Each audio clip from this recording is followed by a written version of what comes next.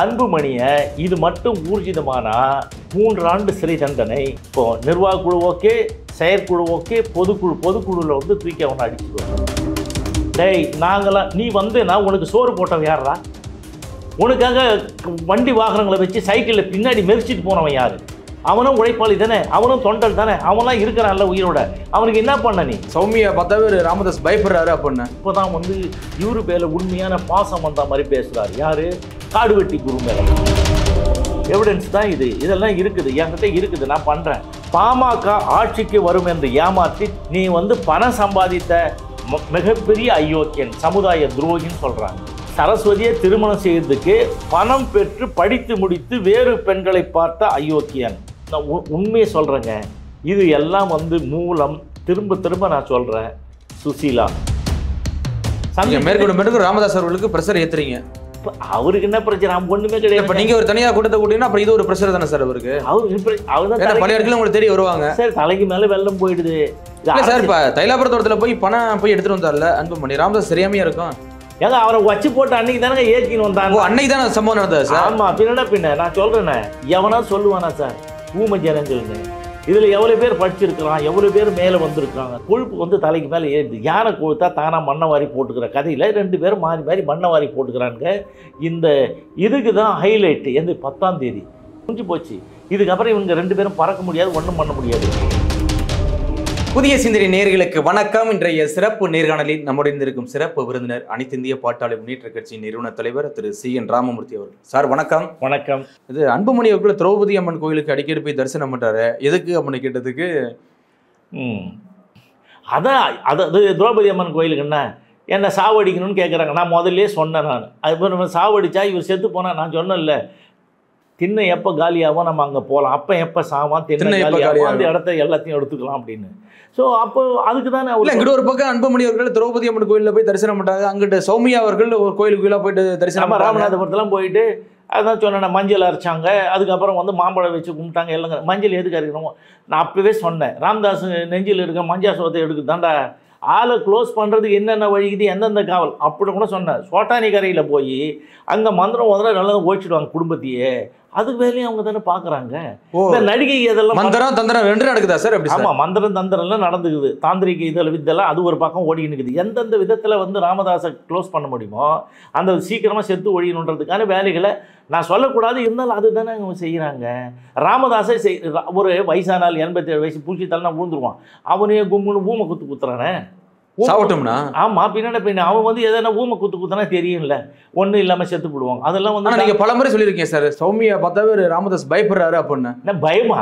அவன் நீங்க வேறங்க சப்த நாடி ஒடுங்கி போய் இந்த வீரம் மயக்க பிடிச்சி பேசலாம் பேசுவானே. ஒரு லுங்கிய பனியனை கட்டிக்கின்னு அப்படியே ஒடிக்கிட்டு ஒரு மூலையில் உட்காந்துருப்பான், யார் கூட்டாலும் போக மாட்டான் மாதிரி. நான் ஏற்கனவே சொன்னேன், இவனை வந்து லாக்அப்பில் போட்டு நாய் மாதிரி அப்போ திறந்து சோறு கொடுத்துட்டு இருந்தாங்க. அதெல்லாம் அடுத்தடுத்து சொல்லுவார் பாரு. இல்லை சொல்லிட்டார் சார், நான் வந்து வெளியிலே வரக்கூடாது, கேட்டபடி நீங்க பேரப்படியோட விளையாடணும் மரியாதையை சொல்லி இருக்கிறாரு. அவர் எங்க வீட்டில் இருக்கிற ரூமையே பூட்டிட்டு அந்தந்த வேலைக்கு டைமுக்கு சரி. இப்போ வந்து முதல்ல வந்து என்ன சொன்னார், என்ன வேவு பார்க்குற கறி வச்சாங்க, அதை போனாங்க, யாருன்னே தெரியல, நிறைய பேர் எல்லாம் சொல்லிட்டாரு. அதுக்கு முன்னாடி சொல்லிட்டீங்க அன்புமணி தான், வேற யாரும் வச்சிருக்க சொல்லிட்டீங்க. ஆமா, அதுதான் அன்புமணி தான் சொல்லிட்டாரு. நான் சொன்னதெல்லாம் சொல்றாரு. இப்போ அதுக்கு அடுத்தது என்ன, சிசிடிவி கேமரா. நான் அதையும் சொல்லியிருப்பேன். கேமராவில் வைக்கும்போது பேச்சு கேட்க மாட்டுது, வராங்க போறாங்களே தவிர அது இல்லை. இப்போ வந்து கேமராவுக்கு வந்துங்க சர்வர் ஒன்று இருக்குங்க, ஒரு 10 20 50 கேமரா வைக்கட்டும், அதுக்கு ஒரு சர்வர் இருக்கு. அந்த சர்வரில் இவனுடைய செல் நம்பருக்கு வந்து அதில் அட்டாச் பண்ணி விட்டான், அவன் எங்க உலகத்தில் எந்த பகுதியில் இருந்தாலும் பார்க்கலாம். கண்டிப்பா. இப்போ அதுதான் பார்த்துட்டு கேட்டுக்கலாமே, பேத்துக்கலாம், லைவ் வீடியோ தானே. ஆமா, அதுல வந்து தானே பேச்சு சரியா கேட்கலாம் தானே பிரச்சனை. ஓஹோ, இப்போ அதுக்கு வந்து எல்லா பாயிண்ட்டுக்கும் கேமராவில் வந்து பேச்சு வராது, புரியுதுங்களா? விஷுவல் மட்டும் தான் வரும். ஆமா, விஷுவல் வரும், ஒரு சில பாயிண்ட் வச்சாதான் வரும். ஸோ அதனால தானே அவங்க அதெல்லாம் பண்ணாங்க. பெட்ரூம் எல்லாத்தையும் எடுத்துருக்குறாங்க, அதில் என்ன இருக்குது? ஸோ அதெல்லாம் வந்து தான் பண்ணது. அதுக்கப்புறம் தான் இதை வாங்கி இந்த மைக்ரோஃபோனும் வச்சுருக்கிறாங்க. ஸோ ராமதாஸனுடைய நடவடிக்கை இன்றைக்கி இல்லை, 4 வருஷமாக பண்ணியிருக்கிறான்னு அவரே சொல்கிறார். இப்போ 2 வருஷம்லாம் இல்லை, 4 வருஷமாக. முதல்ல கேமரா, 2வது வந்து மைக்ரோஃபோன். ஸோ இதுக்கு நிறைய இன்சிடெண்ட்லாம் சொல்கிறாரு. நான் பேசுறது எப்படி அடுத்த நிமிஷன்றாரு. அப்புறம் என்ன சொல்கிறார், அடுத்த சொடக்கில் அவங்களுக்கு தெரியுது. உடனே ஒருத்தனுக்கு வந்து தருமபுரியிலேருந்து என்னை பார்க்க வந்தாங்க வேன் எடுத்துக்கிட்டு, அங்கேயும் போகிற திரும்பி போன்னு சொல்லிட்டு மிரட்டி திருப்பி அனுப்பி விட்டாங்க. யார் சௌமியா பண்ணதா சொல்கிறாரு. ஸோ இல்ல வர ஆளுக்கெல்லாம் பணப்பட்டோட போதாம சார், கிட்டத்தட்ட 108 மாவட்ட செயலர் நான் கூப்பிட்டேன். இப்படிய காலம் 3 மணியாவது உட்காந்து எல்லாருக்கும் ஃபோன் பண்ணி யாரையும் வர விடல, எல்லாருக்கும் பணப்பட்டோட பண்ணிட்டு இருக்காங்க. அதுதான் சொல்றேன். பொதுச் செயலாளருக்கு கார் வாங்கி கொடுத்தாங்க, 20 லட்சம் கொடுத்தாங்க, அவருக்கெல்லாம் சட்ட துணியெல்லாம் வாங்கி கொடுத்தாங்க. அவரே சொன்னார்ல 7 ஸ்டார் ஹோட்டலில் தங்க வச்சு மிதக்க விட்டாங்கன்னு, இவனும் சேர்ந்து மிதந்தான்னு சொல்கிறார்ல ராமதாஸ். ஸோ அதனால் என்னென்னா பணம் வந்து அவங்ககிட்ட இருக்குதுங்க. இப்போ ஏற்கனவே இந்த அமைப்புகள்லேருந்து கொஞ்சம் கொஞ்சம் போய் ஒதுங்கியிருந்தாங்கல்ல, அவங்களெல்லாம் இவங்க தான் ஃபோன் போட்டு எல்லாரையும் கூப்பிட்றாங்க. யார் இந்த இவரை காடுவெட்டி குரு பையனை கூப்பிட்றாங்க, அவங்க மருமகனை கூப்பிட்றாங்க, அவங்க மகளை கூப்பிட்றாங்க. அந்த விஜிகே மணின்னு ஒருத்தர் இருக்கார், அந்த குடும்பம் சார்ந்தவங்க, அவங்களுக்கு எல்லாருக்கும் தூது விட்டு நாங்கள் பணம் தரோம். ஒரு தடவை ஏமாந்தாங்க. ஏற்கனவே இவங்களே போய் கேட்கும்போது நான் தென்னை மட்டை தேங்காய் விற்று தான் ஏன் சாப்பிட்டுக்கிறேன்னு சொன்னாலும் இவருக்கும் ட்ரை பண்ணுறார் ராமதாஸும். நான் வந்து இது மாதிரி இப்போ தான் வந்து இவரு மேலே உண்மையான பாசம் வந்த மாதிரி பேசுகிறார். யார்? காடுவெட்டி குரு மேலே. அதான் நான் கேட்கலான்னு நினச்சேன் சார். இப்போ அன்னைக்கு காடுவெட்டி கூட வருத்தப்பட்ட உண்மை தான், ஏன்னா மேடையில் வரக்கூடாது வெளில அனுபவம் சொல்லி அன்னைக்கு அசியப்படுத்திருக்காரு அப்படின்னா ராமதாஸ் அவர்கள் சொல்றாரு. அப்போ கூட இருந்தே அவர் பார்த்துருக்காரு, எல்லாத்தையும் பார்த்துருக்காருல்ல, அப்போ இவர் ஒரு குற்றவாளி தான். அதை தான் சொல்ல, குற்றவாளி தான். அதை தான் இவன் நடிக்கிறான். இப்போ அவர் என்ன சொல்கிறாரு, இந்த விவசாயிகள் வேளாண் பட்ஜெட் போடுறோம், அந்த வேளாண் பட்ஜெட்டில் நிதிநிலை அறிக்கை, அதுதான் வந்து நிழல் நிதிநிலை அறிக்கை வேளாண்மைக்கு தனியாக போடும்போது ஹோட்டலில் வந்து டெம்பிள் ட்ரீ ஏதோ ஒன்று சொன்னார், ரெயின் ட்ரீ. ஆமாம், அந்த ஹோட்டலில் வந்து அங்கே வச்சுட்டாங்க. உள்ளே எல்லாம் 4 பேர், அவர் 5 பேர் உட்காராது, ஒரு வாரமாக அவர் உட்காந்துட்டு போகிறாரு. அவர் உள்ளே வந்தவுடனே ஆளை கூப்பிட்டு அந்த காடுவெட்டிக்கு ஒரு போச்சொல்லு, நான் அப்படியே கோச்சிக்கிட்டே அழுதுகிட்டே அவர் போயிட்டார். அப்புறமா 5 பேர் அனுப்பி அவரை சமாதானப்படுத்தி என் நிலைமையெல்லாம் பார்த்துக்க அப்படின்னு. அப்போவே தெரியுது இல்லை ராமதாஸுக்கு ஒன்றும் கிடையாது, எல்லாத்தையும் அவன் தான் இயக்குறான்னு. இப்போவா எத்தனை வருஷத்துக்கு அவர் செத்து எத்தனை வருஷம் ஆகுது? 8 வருஷமோ என்னமோ ஆகுது. 7 வருஷம் முடிஞ்சு 8வது வருஷம் ஆகுது. இப்போ இத்தனை ஆண்டுகளுக்கு முன்னாடி அந்த நடந்த கூட்டத்தில் வந்து அவர் வந்து போனார்னா அப்போவே இந்த காடுவெட்டி குரு சேர்க்கலைல்ல. அப்புறம் எப்படி காடுவெட்டி குருக்கு மட்டும் பாஸ்போர்ட் இருந்ததுன்னா நான் வீசா வாங்கி வெளிநாட்டில் ட்ரீட்மெண்ட் கொடுத்துருப்பேங்க. அவங்க பையன்லாம் சொல்லிட்டாங்க எல்லாம் இதெல்லாம் இருக்குதுங்க. எல்லாத்துக்கும் திரு ராமதாஸ் அவர்களும் உடனே இருந்திருக்காரு சார். அப்புறம் ஏன் யோக்கியனுக்கு பிறந்த அயோக்கியன்னு பையனை திட்டனா? நான் தான் சொன்னேன், அன்னைக்கே வந்து வெளியில வந்து மகா அயோக்கியன் நான் தான் சொல்கிறேனே. ராமதாஸ் வந்து மகா அயோக்கியன். ஆமாம், அதனால் வந்து நம்ம என்னன்னு கேட்டிங்கன்னா, இப்போ நிறைய இதில் வந்து மக்கள் வந்து நிறைய எழுதி அண்ணா இதெல்லாம் பண்ணுங்க கேளுங்க அப்படின்னு சொல்லிட்டு கேட்குறாங்க. இதில் வந்து உலக வன்னியர்களுக்கு சொந்தம் என்று சொல்லி வன்னியர் கல்வி அறக்கட்டளை ஆரம்பித்து அந்த வன்னியர் கல்வி அறக்கட்டளையை தன் பெயருக்கு மாற்றிய ராமதாஸ் மிகப்பெரிய அயோக்கியன் இல்லையா அப்படின்னு சொல்லிட்டு கேட்குறாங்க. அடுத்தது 45 ஆண்டுகளாக வன்னியர்களுக்கு 20% இடஒதுக்கீடு வாங்கித்தரேன்னு சொல்லிட்டு இன்னும் ஏமாத்துற ராமதாஸ் மகா அயோக்கியன் அல்லவா அப்படி. அடுத்தது இதெல்லாம் மக்களே கேட்குறாங்க. இப்போ நான் எதை சொல்கிறேன், மக்கள் போட்ட லெட்டரா சார்? இதெல்லாம் மக்கள் போட்ட லெட்டரா? இதெல்லாம் பேசுங்க அப்படின்னு சொல்லி. ஆமாம், எனக்கு வந்து அனுப்புகிறாங்களே, நான் எவிடன்ஸோடு தானே இது பண்ணுறேன். எவிடன்ஸ் தான் இதெல்லாம் இருக்குது, என்கிட்ட இருக்குது, நான் பண்ணுறேன். அப்போது அடுத்தது என்ன சொல்கிறாங்க, பாமக ஆட்சிக்கு வரும் என்று ஏமாற்றி திமுக அதிமுக கூட்டணி கட்சிகளோடு மாறி மாறி நீ வந்து பணம் சம்பாதித்த மிகப்பெரிய அயோக்கியன், சமுதாய துரோகின்னு சொல்கிறாங்க. அப்புறம் அயோக்கியன்னு பாருங்கள், உடன் செயல்பட்ட பலரை கொலை செய்ய முயற்சித்து ஆளை அனுப்பி அவங்களெல்லாம் வந்து பாதிப்புக்கு உள்ளாக்கிய மகா அயோக்கியன். எல்லாம் வந்து தொடர்ந்து ஒவ்வொருத்தராக ஒவ்வொரு அவருடைய இதை பற்றி சொல்லி எழுதுகிறாங்க. ஸோ அதுக்கப்புறம் என்ன சொல்கிறாங்க, டாக்டர் ராமதாஸ் கருவிலே அயோக்கியன் வந்திருக்குது. அடுத்தது படிக்கும்போது ஜாதி மாற்றி படித்த அயோக்கியன், மகா அயோக்கியன். படிக்கும்பொழுது பல பேரிடம் பாண்டு எழுதி கொடுத்து பணம் பெற்று திருப்பி கொடுக்காமல் ஏமாற்றிய மகா அயோக்கியன். இதில் எதுவும் நம்ம ஜாதி சரஸ்வதியை திருமணம் செய்வதற்கு பணம் பெற்று படித்து முடித்து வேறு பெண்களை பார்த்த அயோக்கியன். கட்டிய மனைவியை விட்டு 45 ஆண்டுகளாக சுசிலாவுடன் உறவு கொண்ட மகா அயோக்கியன். இதெல்லாம் இருக்குது, நான் படிச்சிடுறேன், இது தப்பாக என்னான்னு பாருங்க. இது சுசிலா தாங்க மெயின். இது யார் சொன்னாலும் கேட்க மாட்டாங்க, எந்த நிருபரும் கேட்க மாட்டாங்க, அதுவும் கேட்க மாட்டாங்க. அடுத்தது வன்னியர் சங்கம் தொடங்க உதவிய 25 வன்னிய சங்க தலைவர்களை அழித்த மகா அயோக்கியன். எல்லாம் அந்த மாதிரி. 78ஆம் ஆண்டு திண்டிவனத்தில் வன்னியர்களுக்கு திருமண மண்டபம் கட்டுவதாக கூறி மக்களிடம் வசூல் பண்ணிய பணத்தில் மண்டபம் கட்டாமல் ஏமாற்றிய மிகப்பெரிய மகா அயோக்கியன். இதெல்லாம் லிஸ்ட்டு போட்டுனுக்கிறாங்க. 87ஆம் ஆண்டு துப்பாக்கிச் சூட்டில் இறந்த 25 குடும்பங்கள் நிதியை துயதுடிப்பு நிதி என்று வசூல் செய்து தன் வீட்டுக்கு எடுத்து சென்ற மகா யோக்கியன். இதெல்லாம் வந்து என்னன்னு கேட்டிங்கன்னா இது நிறைய நீளுது. இந்த பெருசாக போயிட்டு இருக்கு. ஆமாம், லிஸ்ட்டு பெருசாக போகுதுங்க. இந்த மாதிரி வேலையெல்லாம் அவங்க தான் பார்க்குறானுங்க. ஸோ இந்த சமுதாயம் வந்து இதெல்லாம் கேட்குது. இவர் ராமதாஸ் வந்து அவன் பிள்ளைய கேட்குறான் அயோக்கியன், இவன் தான் உலக மகா யோக்கியன். இப்போ இந்த தியாகச்சம்மல் அப்படி இப்படின்னு சொல்கிறாங்க. இதை பாருங்கள், இதில் வந்து இவர் தான் வந்து இவர் யார், ஜிகே மணி. ஜிகே மணி என்னன்னு போட்டுக்குது, ஆசிரியர், 1995 உள்ளது இது. ஸோ அதுக்கு முன்னாடி யார், குபேந்திர குணபாலன் இருக்காங்க. இவங்க வந்து இவர் சிஆர் பாஸ்கரன், இவங்கெல்லாம் வந்து பிரச்சார குழு அது இதுன்னு இருக்கிறாங்க. ஸோ இது எதுக்கு நான் சுட்டி காட்டுறேன்னா, அப்போ அடித்த நோட்டீஸு, அந்த நோட்டீஸில் வந்து எங்கே இருக்கிறாருன்னு பாருங்கள் ஜிகே மணி. இவர் ஒன்றும் தியாகம் சம்பளம் கிடையாது, ஒன்றும் கிடையாது, ஏதோ வேலை செஞ்ச இது பண்ண வந்த. ஸோ இந்த மாதிரி வந்து எல்லாம் அவரே ஃபீல் பண்ணுற அளவுக்கு இன்னைக்கு ஆகிப்போச்சு சார். அவர் என்ன ஃபீல் பண்ணுறாரு, அவனை எங்கிட்டாவது போய் நான் செத்துறேன், ஏன் சாப்பிட்டான், என்ன பண்ண, நீ ஏதாவது சமுதாயத்துக்கு எதாவது பண்ணியா? இரண்டு பேர் இப்படி சண்டை போடுறது ரொம்ப இதாக இருக்கு, ரொம்ப மனசு கஷ்டமா இருக்கு. சண்டை போடுறதுக்கு சூத்திரதாரியே நீ தான். ஏன் சுசீலா சொல்கிறதெல்லாம் செய்யறது யார், ஜிகே மணி. இப்போ சுசீலா சொல்லிட்ட உடனே ஜிகே மணின்னா என்ன, இவர்கிட்ட வந்து ஐயா கொய்யான்னா அங்கே அம்மானு போய் நிற்கிற மாதிரி, சின்ன அம்மானு கையை கட்டிக்கினேன். அவங்க சொல்கிற வேலையை தானே செய்கிற. இப்போ நீ இதுவரைலாம் அதானே செய்கிற. இவங்க 2 பேரும் இது மாதிரி பண்ணிக்கிட்டு இருக்கிறாங்களே, நீ சும்மானாலும் தாடியெல்லாம் விட்டு இப்போ ஏன் தாடி எடுத்த? முதல்ல என்ன சொன்ன, நான் தாடி விட்டுட்டேன், இவங்க 2 பேரும் ஒன்றானா தான் நான் இதுவாக இருப்பேன், உயிரோடு இருப்பேன், உலா வருவேன்னேன். இப்போ என்ன ஆச்சுங்க, தாடி கிட்டலாம் எடுத்துகிட்டு சௌகரியமாக இருக்கிற, அவன் சும்மா நடிச்சுட்டு போகிற மாதிரி. புரியுதுங்களா? ராமதாஸ் எவ்வளோ பேர் ஏமாற்றி பண்ணுற மாதிரி. இவன் டகால்டி வேலைலாம் அன்புமணி என்னென்னமோ புதுசாக வார்த்தையெல்லாம் கண்டுபிடிச்சி பேசுகிறான். ஆனால் நான் உண்மையை சொல்கிறேங்க, இது எல்லாம் வந்து மூலம் திரும்ப நான் சொல்கிறேன், சுசீலா. 2024 நாடாளுமன்ற தேர்தலில் கூட்டணி வேற மாதிரி வச்சுருந்தா இன்னைக்கு வந்து சீட்டு வந்திருக்கும். இது வந்து அன்புமணி பார்க்க போனதுனால இன்னைக்கு பிஜேபியோட கூட்டணி போய்ட்டு இன்னைக்கு வந்து கட்சியை இழந்துருச்சு அப்படிலாம் சொல்கிறாரு சார். நேற்று ஏங்க அவன் சொல்லுவாங்க, பணம் தானேங்க முக்கியம், பணத்துக்காக தானே மாறுறானுங்க. அவன் அப்புறம் இன்னொன்று சொல்கிறாரு, பணத்துக்காக முன்னாடி இது எதுக்கு கூட்டணி வச்சோன்னு உங்களுக்கே தெரியும், பத்திரிகையாளரே கேட்குறாரு. ஆமாம், கேள்வி உங்களுக்கே தெரியுங்கிறாரு. அன்புமணி ஜெயிலுக்கு இப்போ என்னன்னா, வழக்கமாக சிபிஐ கேஸ் போட்டு உள்ளே தள்ளி அன்புமணியை தள்ளுவாங்கன்னு எல்லோரும் நம்ம எதிர்பார்க்குறோம். அதெல்லாம் தப்பிச்சுக்கிட்டு தான் பிஜேபியில். இப்போ இவங்க தமிழ்நாடு அரசில் இவன் பேரில் கொடுத்துருக்காங்கல்ல கேஸு, மைக்ரோஃபோனு, அந்த இதுக்கெல்லாம் என்னன்னு கேட்டிங்கன்னா இன்ஃபர்மேஷன் டெக்னாலஜி ஆக்டுன்னு ஒன்றுக்குது, 2000 வந்தது. 2000 அது பிரகாரம் என்னென்னா 66E அது பிரகாரம், அந்த செக்ஷன் பிரகாரம் அன்புமணியை இது மட்டும் ஊர்ஜிதமானா என்ன பண்ணுவாங்க தெரியுங்களா, 3 ஆண்டு சிறை தண்டனை, 2 லட்சம் ரூபாய் ஃபைன் போட்டு 2த்தையும் ஏக காலத்தில் 2த்தையும் வாங்கிக்கிட்டு ஜெயிலுக்கு அனுப்புவாங்க. அந்த வேலையை தானே ராமதாஸ் செய்கிறாரு.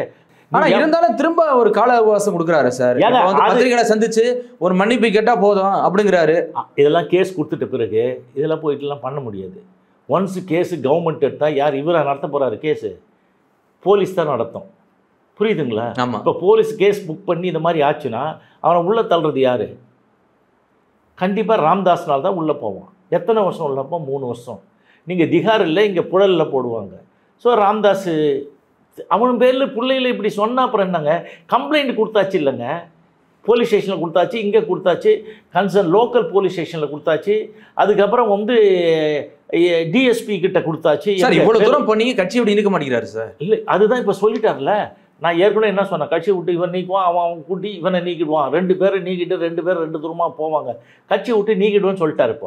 இப்போ பேட்டியில் என்ன சொல்கிறாரு, நான் வந்து அன்புமணி ஏன் அவ்வளோ பேர் பண்ணுறீங்களே, அவங்க கூட இருந்தாங்கல்ல, நீங்கள் ஆர்ப்பாட்டம் பண்ணுற 10.5 கூட இருக்கிற 3 பேரை நீக்கிறேன், 4 பேரை நீக்கிறேன், 3 பேர் யார் யார், அந்த எம்எல்ஏ 3 பேரை நீக்கிட்டேன், அப்புறம் வந்து கூட இருக்கிற பாலு அவனையும் நீக்கிட்டு அன்புமணி மட்டும் விட்டா என்ன அர்த்தம்? அவன் தானே அதனால தான் சொன்னார், அதுவும் நான் நீக்குவேன், அடுத்த ஸ்டெப் அதுதான் சொல்லிட்டார். அன்புமணி வந்து நீக்கிடுவார், சொல்லிட்டு சார் நீக்கிடுவார். ராமதாஸை பொறுத்தவரையில் எப்படின்னா, அவன் படந்துன்னு கொட்டை போட்டாள் என்ன பண்ணுற மாதிரி, முதல்ல நிர்வாக குழு சரி பண்ணுற மாதிரி தன் கீழே வரணும் அப்படின்னு. அதுக்கு என்ன பண்ணுறாரு, 19 பேர் நீக்கிவிட்டு 21 பேர் போட்டார். எல்லாம் இவங்க இந்த பஜனை கோஷ்டிங்கிற அடிமைகள். அடுத்தது என்ன பண்ணுறாரு, செயற்குழு கூட்டி செயற்குழுவில் இருக்கிறவங்களாம் மாற்றி சரி பண்ணிட்டார். ஓகேங்களா? இப்போ பொதுக்குழு, இப்போது நிர்வாக குழு ஓகே, செயற்குழு ஓகே, பொதுக்குழுவில் வந்து தூக்கி அவனை அடிச்சிடுவார். அது ஒரு அரசியல் சாணக்கியம் தான். ஆமாம், அது வந்து இந்த அரசியல் இல்லை, இவன் வந்து அன்புமணி தான் அவனே ஜெயிலுக்கு போகிற அளவுக்கு எல்லாத்தையும் கொண்டு வந்துட்ட பிறகு அப்புறம் என்ன? இது 2 பேருக்கும் தெரியும் தானே, சௌமியாவுக்கு தெரியும் தானே, அன்புமணிக்கு தெரியும் தானே. சரி ஏதோ ஒன்று நீங்கள் குடும்பம் இருக்கணும் போகணும் அப்படின்னு சொல்லிட்டு அங்கே வந்திருக்கலாம்ல. இவர் இன்னும் அவர் நிறைய தடவை நடுவில் இவனை பற்றியே பேசிக்கிறான் அந்த ராமதாஸ். வேறு இங்கே தான் இருக்குது, வேறு டேய் நாங்களாம் நீ வந்தேன்னா உனக்கு சோறு போட்டவன் யாரா? உனக்காக வண்டி வாகனங்களை வச்சு சைக்கிளில் பின்னாடி மெரிச்சிட்டு போனவன் யார்? அவனும் உழைப்பாளி தானே, அவனும் தொண்டல் தானே, அவன்லாம் இருக்கிறான்ல உயிரோட. அவனுக்கு என்ன பண்ண நீ என்ன பேசுகிற? நாங்கள் வளர்த்தது இது வந்து என்ன நினைக்கிறாங்கன்னா அவர் நான் 96,000 கிராமம் நான் தான் இல்லை அது அவன் முதல்ல எங்கே 96,000 கிராமம் இருக்கா சார்? எங்கே சார் இருக்குது 96,000 கிராமம்? எந்த ஊரில் இருக்குது? இந்தியாவுக்குள்ளே எங்கே தமிழ்நாட்டில் எத்தனை கிராமம் இருக்குது? நீ போனதே இந்த சைடு இந்த திருச்சிக்கு அந்த பக்கம் எதுவுமே இல்லைன்னு சொல்கிற. இப்போ மற்ற ஏரியாவெலாம் இருக்கிறாங்கல்ல, ஸ்கேட்டர்டு, தின்லி பாப்புலேட்டட், சில இடத்துல கான்சன்ட்ரேட்டட், டென்ஸ்லி பாப்புலேட்டட். இதை திண்டுக்கல்லாம் 20 லட்சம் பேர் இருக்கிறாங்க மாவட்டத்தில். வன்னியர்கள் இருக்கிறாங்க, கிறிஸ்தவர்களாக இருக்காங்க, வன்னியர் இந்துக்களாக இருக்கிறாங்க. ஸோ உங்களுக்கு தேனி மாவட்டத்தில் கொண்டு தானே இருக்கிறாங்க, கோம்பையில் இருக்கிறாங்க. எங்கே சார் இல்லை, எல்லா இடத்துலையும் இருக்கிறாங்க சார், பரவலாக இருக்காங்க. ஸோ அவங்கெல்லாம் வந்து போகல, எங்கேயுமே போகல, எதுவும் தெரியாத எனக்கு. இப்போ தொண்டி நம்புதாலை இதெல்லாம் ஃபுல்லாக அப்படியே சார் 14,000 அந்த கிராமம் முழுக்க வேறு யாருமே கிடையாது. 2 கிலோமீட்டர் நீளத்துக்கு தொண்டியில் பீச் ஓரம் ஃபுல்லாக வன்னியர் தான், எல்லாம் மீன்பிடி. சரி இதெல்லாம் நாங்கள் போய் அங்கே பார்த்து பண்ண இவனுக்கு என்ன சார் தெரியும்? ஒன்றும் தெரியாது. சும்மா இங்கே உக்காந்துக்கின்னு இந்த துட்டு வாங்குற வேலையை பார்த்துக்கின்னு ஏமாற்றிக்கின்னு நான் தான் அரசியல் பண்ணுறேன் உங்களுக்கு இதை வாங்கி தரேன்னு எல்லா மக்களும் நூல் விட்டுக்குன்னு ஏமாற்றிட்டு இருக்கா மாதிரி. இப்போ வந்து அருந்து போச்சு, கயிறு இருந்த பட்டம் ஆடி இருக்குது, எங்கேயோ போய் உழத்தான் போக போகுது, முடிஞ்சு போச்சு. இதுக்கப்புறம் இவங்க 2 பேரும் பறக்க முடியாது, ஒன்றும் பண்ண முடியாது. இப்போ என்னதான் சார் நடக்கும்? கிளைமேக்ஸாக என்ன நடக்கும்? 2 பேரும் சேருவாங்களா சேர மாட்டாங்களா? இல்லை 2 பேர் சேர்ந்தானா சேராட்டான்னா ஒரு சின்ன விஷயத்தை மட்டும் நான் இங்கே சொல்லணும்னு நினைக்கிறேன். இப்போ வந்து முன்னாடி வந்து 52ல் வந்து வன்னியர்கள்லாம் ஒரு எழுச்சியாகி இது பண்ணி வந்தாங்க, அவர் தலைமை பண்ணாங்க. அதுக்கு அடுத்து 84 சாலை மறியலில் வந்தது. இந்த சமுதாயம் அப்படியே தான் இருக்குது. இதுக்கு யாராவது உழைக்க வர்றவங்க சொல்கிறவங்கள நம்பி போகிறாங்க. இப்போ நீங்கள் 2 பேரும் ஏமாத்து பேர் வழின்னு இருக்குது. இப்போ கட்சியை துவக்கி வச்சது நான், அந்த கட்சியிலேருந்து அவங்க காழ்ப்புணர்ச்சியாக நடந்துக்கிறாங்கன்றது சமுதாயம் காப்போன்னு நம்ம வந்தாச்சு. இப்போ நாங்கள் வந்து இந்த சமுதாயத்தை முன்னெடுத்து போகிறோம். சமுதாயத்தை மட்டும் கட்சியை வந்து அதுக்கு பொதுவாக பண்ணியிருக்கிறோம். இப்போ வந்து அடுத்த மாதம் 31ஆம் தேதி சேலத்தில் மிகப்பெரிய அளவில் ஒரு மாநாடு நடக்க போகுது. அதில் நீங்கள் தெரிஞ்சுக்கலாம். உங்கள் தலைமையில்? என் தலைமையில். ஆமாம், நான் தான் அங்கே பண்ண போகிறேன். நான் போய் கலந்துக்கிட்டு எல்லாரையும், ஏன்னா என்னோட சிறையில் இருந்தவர்கள் எல்லாம் இருக்கிறான், அவங்களெலாம் வந்து கலை தியாகிகள், கள போராளிகள். அந்த கள போராளிகள்லாம் நான் சந்திக்க போகிறேன். மேற்கொண்டு ராமதாஸ் அவர்களுக்கு ப்ரெஷர் ஏற்றுறீங்க. அவருக்கு என்ன பிரச்சனை? ஒன்றுமே கிடையாது. இப்போ நீங்கள் ஒரு தனியாக கூட்டத்தை கூட்டிங்கன்னா அப்புறம் இது ஒரு ப்ரெஷர் தானே சார் அவருக்கு? அவர் தான் பல இடத்துல உங்களுக்கு தேடி வருவாங்க. சரி, தலைக்கு மேலே வெள்ளம் போயிடுது, இதுக்கப்புறம் முனம் போனான்னா ஜான் போனான்னா அவன் மூழ்கி நிற்கிறான்னு அவனுக்கே தெரியும். போகும்போது இந்த பையன் வந்து இவ்வளோப்பட்ட திருட்டு பிள்ளையாகுதே, அது வந்து ஊர் உலகத்துக்கு சொல்லிட்டு போகணும்னு வருது. எப்போ சொல்கிற? நீ மற்ற நேரத்தில் சொன்னியா? ஊமை குத்து வாங்கின பிறகு தானே சொல்கிற. ஊமை குத்து வாங்கின ஊமை ஜனங்கிட்ட சொல்லு, என்னை அடிச்சாம்பான்னு சொல்கிற இல்லை, நீ ஒரு அப்போ வந்து சொல்கிற, நீ எவ்வளோ பெரிய மகா போராளி தீவிராளி. அப்போவே 2ல் 1 பார்த்துருக்கணுமா இல்லையா? கண்டிப்பாக. போலீஸுக்கு கம்ப்ளைண்ட் சொன்னோன்னா 6 பேர் ஏற்கனவே இருந்தாங்க, 5 பேர் எக்ஸ்ட்ரா போட்டுக்கிறாங்க பாதுகாப்புக்கு. எனக்கு உங்கள் மேலே சந்தேகமாக இருக்கேன் சார். நீங்கள் எதுவும் ஒட்டு கேட்டுக்கு மாதிரி தனியாக வச்சிருக்கீங்க? நாங்கள் ஆமாம், நான் ஒட்டு கேட்குறேன். என்ன ராமதாஸ் எப்பா இல்லை அன்னையிலேருந்து இன்ன வரைக்கும் நீங்கள் சொன்னதா சார் நடக்குது, கொஞ்சம் கூட மாற்றம் இல்லை. எத்தனை பிசி இருக்கிறவரையும் தெரியுது சார், அதான் கேட்குறேன். இல்லை எனக்கு எல்லாம் தெரியுது. இப்போ வந்து இங்கே வந்து வேலை செஞ்சுட்டு ஆளுகள்லாம் பிடிச்சதுலேருந்து தெரியும். இந்த மகளிர் மாநாடு, அந்த மகளிர் மாநாட்டுக்கு வந்து வரலாம் அமைதியாக இருப்பா மாதிரின்னு சொன்னேன். அன்புமணி போகிற இடத்துல அடி வாங்குவான், கலவரம் வெடிக்கும்னு சொல்கிறதுல இதில் வந்தது கள்ளக்குறிச்சி.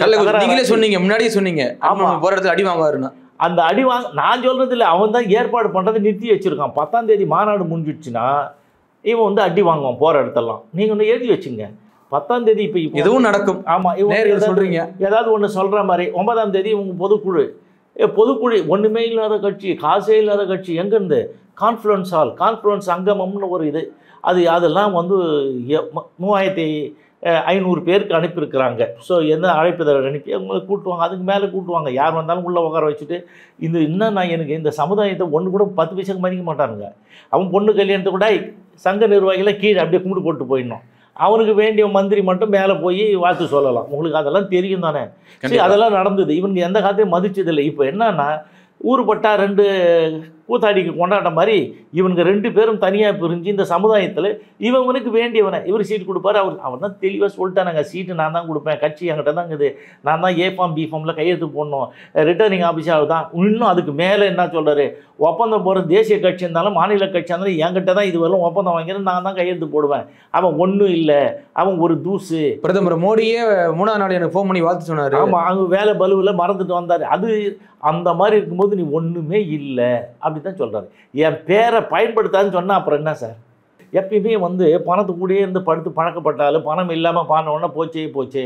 சரி, எல்லாருக்கும் என்னென்னா இவ்வளோ பணம் வச்சுக்கலாம்னா போதாதா அப்படின்னா அவனுக்கு பேராசை, அதில் பணம் மேலே மேலே வரணும்னு தான் பார்ப்பாங்க. நம்ம வெளிப்பார்வையில் இருக்கிற பொதுவான மக்கள் சாதாரணவங்க நினைப்போம், இப்போ இவ்வளோ சம்பாரிச்சிட்டா எல்லாம் தான் இருக்குது, இன்னும் ஏன்பா அலைகிறான் அப்படின்னு சொல்லுவாங்க. சார் இப்போ தைலாபுரத்தோட்டத்தில் போய் பணம் போய் எடுத்துகிட்டு வந்தார்ல அன்புமணி ராமதாஸ் தெரியாமையா இருக்கும்? ஏங்க அவரை வச்சு போட்டு அன்னைக்கு தானே ஏற்றின்னு வந்தாங்க. அன்னைக்கு தானே சம்பவம் நடந்தது சார்? ஆமாம், பின்ன நான் சொல்கிறேனே, இந்த மக்களுக்கு செஞ்சல எவ்வளோ தூரம் நம்பிக்கை துரோகம் பண்ண நான் முதலே சொன்னேன். 2 பேரும் இந்த சமுதாயத்துக்கு நம்பிக்கை துரோகிகள், இன துரோகம் தானே இது. அது பேரை நம்ப வச்சு ஏமாந்தான். இப்போ வந்து அவனு வேற என்ன சொல்ல, அதில் வச்சு தான் நீ இவ்வளோ கொள்ளை அடிக்கிற. எவனா சொல்லுவானா சார் ஊமை ஜனங்கள்னு? இதில் எவ்வளோ பேர் படிச்சிருக்கிறான், எவ்வளோ பேர் மேலே வந்திருக்காங்க, அந்த ஊமை ஜனங்களுக்காக இன்னும் நான் வேலை செய்வேன் அப்படின்றான். ஸோ என்னென்னா ஏமாத்துறதுக்கு இது ஒரு வழி சார். அது வேறு ஒன்றும் இல்லை. இந்த மக்களை வந்து மழுங்கடிச்சு இந்த உணர்ச்சி பூர்வமாக செயல்படுவான். அந்த வன்னியர்கள்லாம் வந்து வேகப்படுவான், உணர்ச்சி பூர்வமாக இருப்பான், படப்படன்னு இருப்பான், உடனே செஞ்சு முடிக்கணும். இத்தனை போராட்டங்களை பார்த்துருக்கான். ஆனால் அப்பேற்பட்ட மக்கள் தான் நீங்கள் ஊமை ஜனங்கள்னு சொல்கிறாரு. அதை தான் சொல்ல வரேன். ஊமை ஜனங்கள் பேசுவார்கள்னு வேற சொல்கிறல்ல. சரி, அன்புமணி எந்த அளவுக்கு ஒரு ஆத்திரத்தின் உச்சிக்கு போயிருந்தா, ஒரு கோபத்தினுடைய எல்லை மீறி போனால் ஒரு முதலமைச்சரை என்ன சொல்லுவேன்? அவன் பாஞ்சி புள்ளி மு க ஸ்டாலின் அவன் கொடுக்க மாட்டான்னு சொல்கிறாரு. சொல்லாம அந்த வார்த்தையெல்லாம், இந்த மாதிரி வார்த்தையை பயன்படுத்துகிறேன். எல்லா டிவிலையும் வருது. யார் சொல்கிறது? அன்புமணி. அப்போது வந்து உனக்கு திமுக பிடிக்கல, அவங்க தானே கொடுத்தாவணும், அவங்க இருக்கிறவரில் நம்ம கேட்க வேண்டியது. அதை வந்து ஸ்டாலினை வந்து நீ இவ்வளோ ஒருமையில கேவலமாக நீ பேசுகிற. அவங்க அப்பா என்ன பேசுனா மாதிரி முன்னாடி உன்னை வந்து நான் கேட்கணுமா? அது கூட பரவாயில்ல, ஏதோ ஒரு மரியாதை அவங்க வந்து கேட்கணும்னு சொல்லிட்டு இது பண்ணுறது. அவருக்கு அவமானமாக இருக்கு அப்படின்னாரு. ஆமாம், எனக்கு அவமானமா? இவன் என்ன சொல்கிறேன், ரொம்ப தப்பாக பேசுகிற மாதிரி இல்லை. ஒரு முதலமைச்சரை 8.4 கோடி மக்களுக்கு ஒரு முதலமைச்சர், அவர் மக்களால் தேர்ந்தெடுக்கப்பட்டவர், அவரை போய் என்ன சொல்கிறேன், என்ன சொல்லலாம்? அதெல்லாம் சொல்லலாமா? கொழுப்பு வந்து தலைக்கு மேலே ஏறுது. யானை கொழுத்தா தானாக மண்ணை வாரி போட்டுக்கிற கதையில் 2 பேரும் மாறி மண்ணை வாரி போட்டுக்கிறாங்க. இந்த இதுக்கு தான் ஹைலைட்டு. எந்த 10ஆம் தேதிக்கு வந்து டங்குன்னு சாவு பண்ணி அடிச்சுடுவா மாதிரி. யாருக்கு? அன்புமணிக்கு. நீங்கள் நடக்குதா இல்லையான்னு பாருங்கள். 17ஆம் தேதி கட்சியை விட்டு எடுத்துருவா மாதிரி. ஓ, இப்போ 10ஆம் தேதி தான் சம்பவம் இருக்குது. அதை நான் வந்து முடிவு சொல்லுவேன், இதை பற்றின்னு சொல்லிவிடுவார். சொல்லிவிட்டு 17ஆம் தேதி பொதுக்குழு கூப்பிட்டு என்ன முறையாக இங்கே கேட்குறாங்கல்ல, பொதுக்குழு இருக்குதா, சட்டம் இருக்குதா, அது இருக்குதானே, அதெல்லாம் அன்னையோட முடிஞ்சிடும். நடைப்பயணம் எங்கே நடைப்பயணம் போகிறேன், எங்கே மேடை இருக்குது, அதுக்கு முன்னாடி 100 மீட்டருக்கு முன்னாடி போய் நடந்துட்டு போகிறேன். அதுக்கப்புறம் எங்கே போகிறேன்? போகலையே. ரோட் ஷோ கையை காட்டுறதோட சரி. நீ நாங்களாம் நடந்தோம், அங்கேருந்து வந்தோம், இந்த குண்டாஸில் போட்டவங்களாம் கைது நிறைய தினம் நடைபெறும் போயிருக்கேன். நாங்களாம் நடந்து தான் வந்தோம், வண்டியிலே ஏற மாட்டோம். ஊரில் ஒரு ஆள் இல்லை, ரோடில் எங்கும் இல்லைன்னா கூட வேலூர்லேருந்து நடந்து தான் வந்தோம் சென்னைக்கெலாம். ஸோ நீங்கள் என்ன பண்ணுறீங்க? எவ்வளோ பாதிப்பு தாக்கம். கூட்டத்தில் கூடுதா சார்? இப்போ எனக்கு அந்த காலத்தில் 23,000 பேர் வந்தாங்க என் கூட நடந்து தொடர்ந்து அத்தனை நாள். ஒரு நாள் 2 நாளில் நாங்கள் வேலூர்லேருந்து இங்கே வர்றதுக்கு ஒரு நாளைக்கு 40 கிலோமீட்டர்லாம் போட்டாங்க தெரியாமல். ஏன்னா அந்த ஊர் உள்ளே போனால் ஏந்தருக்குவான் வாந்தருக்குவான்னு என்னை இழுத்துன்னு போவாங்க. 23,000 பேருங்க. அவ்வளோ பேர் வந்து சாப்பாடுலாம் இல்லாமல் எங்களை அடிச்சுட்டாங்க. நான் ஏற்கனவே சொன்னேன், அவ்வளூர்பேட்டில் போயிருந்தோம். ராத்திரி ஆகிடுது. எங்களுக்கு வந்து தகராறு பண்ணிட்டாங்க. தகராறு பண்ணதுனால நாங்கள் தங்கிட்ட பிறகு என்ன பண்ணுற மாதிரி என்ன நடந்தது? ராத்திரியில் எல்லா ஊர் மக்கள் எல்லாம் இந்து பேப்பர்லாம் அங்கே வந்துட்டாங்க, வந்து எங்களை பேட்டி எடுத்தாங்க. முகமது இக்பால் என்றவர் தான் இந்த இவர் கூட ராஜீவ்காந்தி அசாசினேஷன் இது பண்ணாங்கல்ல, கொலை, அன்னைக்கு அந்த இதில் இருந்து இறந்து போனார். அவர் தான் எஸ்பி. அவர் வந்து வேலிகாத்தாமுள்ளு செடியில் வந்து அங்கே வந்து இருந்தார் பாவம். சரி, அப்போ நாங்கள் வந்து சாப்பாட்டுக்கு வழி இல்லை, மத்தியானமும் சாப்பிடலை. அதனால் வந்து என்ன பண்ணோம், சாப்பாட்டுக்கு இவ்வளோ பேருக்கு எங்கே பண்ண முடியும்? அந்த ஊரில் இருக்கிற மக்களை கூப்பிட்டு இந்த மாதிரி வந்து எங்களுக்கெல்லாம் அடிப்பட்டதுனால நாங்கள்லாம் அங்கே இருக்கிற பச்சை இலையெல்லாம் உங்களுக்கு தெரியும், சுண்ணாம்பு தடவி எல்லாருக்கும் பேண்டேஜ் மாதிரி, வேறு வழி கிடையாது. எனக்கும் அதே தான், முட்டிக்கிட்டிலாம் தடவிக்கிட்டே நாங்கள் உட்காந்து கேட்குறோம் அந்த மக்கள்கிட்ட. இப்போ வந்து இவ்வளோ பேர் வந்துட்டாங்க, நம்ம வீட்டில் வந்து கால்நடையெல்லாம் இருக்குது, அதுங்களுக்கு நீங்கள் வைக்கல் வேறு எதாவது போட்டுங்க. ஆனால் நீங்கள் வச்சுருக்கீங்களா கூழ் ஆக்கி கொடுப்பாங்க, அந்த கூழை எங்களுக்கு வந்து கொடுங்க அப்படின்னு கேட்டு இந்த சமுதாயத்தை வளர்த்த தொண்டர்கள் இருக்கிறாங்க. இவன் என்ன பண்ணா, வேறு இங்கே இருக்குது, வேர்வை எங்கே இருக்குது, தைலாபுரம் தோட்டத்துலேயே ஏதுடா தைலாபுரம் எப்படா போன நீ? இங்கே தானே சும்மா ஒரு குடிசை வீட்டில் தானே இங்கே கடந்த, நீ தைலாபுரம் தோட்டம்லாம் எப்போ பார்த்த? இந்த மக்களை பார்த்து இந்த இதுக்கு ஆட்சி அதிகாரத்துக்கு போனதுக்கப்புறம் தானே போனேன், 1998 பிறகு தானே உன்னுடைய வாழ்வும் உன்னுடைய இதுவும் ஏமாத்தலாம். ஸோ அதனால தான் சொல்கிறேன் நான், இது வந்து ஒன்றும் நடக்காது. இது எல்லாம் மக்களுக்கு தெளிவாக தெரிஞ்சு போச்சு. தெளிவாக தெரிஞ்சு போனால் என்ன நடக்கும், ராஜபக்ஷ விரட்டி விட்டா மாதிரி இதெல்லாம் வந்து நடக்கும். இப்போ நடக்குதா இல்லையான்னு பாருங்களேன். ஆனால் 2 பேரும் வந்து தனித்தனியாக இல்லை, மூஞ்சி போச்சு கதை. ஏங்க ஒரு அப்புறம் வந்து புள்ள வந்து உள்ள ஜெயிலுக்கு போகணுன்னு கேஸ் கொடுக்குறான்னா அப்புறம் என்ன அர்த்தங்க? அது உண்மை உள்ளபடியே அன்புபடி தான். நானா சுவாமி ஏன்னா 2 பேரும் ஜெயிலுக்கு தானே போகணும். 3 வருஷம் போனோங்க. அதில் மாற்றங்கிறது நான் கேஸை வாபஸ் வாங்குறேன்னு ஏன் அதெல்லாம் விட மாட்டாங்க. அந்த மாதிரி கேஸ்லாம் விட மாட்டாங்க. 10ஆம் தேதி மிகப்பெரிய சம்பவம் இருக்கு, எதிர்பார்க்கலாம். அது வந்து கொலை குற்ற வழக்கு மாதிரி இல்லை போகுது. அது வந்து என்ன கேஸ் வந்து இது மட்டும் இல்லாமல் வேறெல்லாம் எழுதி கொடுத்துருக்கா மாதிரி அதெல்லாம் இன்னும் வெளியே வரல. நமக்கு வெளியிலேருந்து வேகா பார்க்கும்போது இது வந்து ப்ரைவசி இது இருக்குது, புரியுதுங்களா? ஆமாம். என்னது தனிநபரை கண்காணிக்கிறது தவறுன்ற இதில் தான் போயிட்டு இருக்குது. அது இல்லாமல் என்ன அடிக்க வந்தது வந்ததெல்லாம் இருக்குது, அதெல்லாம் கொடுக்கும். அது கொடுத்துருக்காரு. ஆமாம் ஆமாம், அது வரும் கண்டிப்பாக சார். பொறுத்திருந்து பார்ப்போம் என்ன நடக்குதுன்னா. மிக்க நன்றி சார். நன்றி, வணக்கம்.